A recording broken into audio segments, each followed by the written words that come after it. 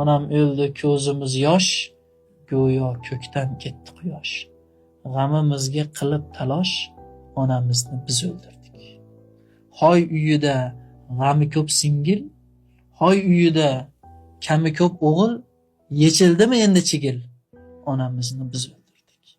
Yashardilar cho'kib, suyaklarin chokib so'kib, Azroilga berdik tutib, onamizni biz o'ldirdik. Ona o'ldi. Kam tugadi? Farzand o'zi bilmagan holatda o'zini ota-onasini o'ldirib qo'yar ekan. Ya'ni dardi hasratlari bilan, muammolari bilan, yoshligidagi shuncha ko'rsatgan qiliqlari qolmay, katta bo'lgandan keyin ham ha desa, ayoliga kirib aytolmaydi dardi hasratlarni. Nimaga ertaga yaxshi gapirmay qo'yadi-da. Ayrim ayollar topib kelishingizga qaraydi. Onasiga aytaveradi, otasiga aytaveradi.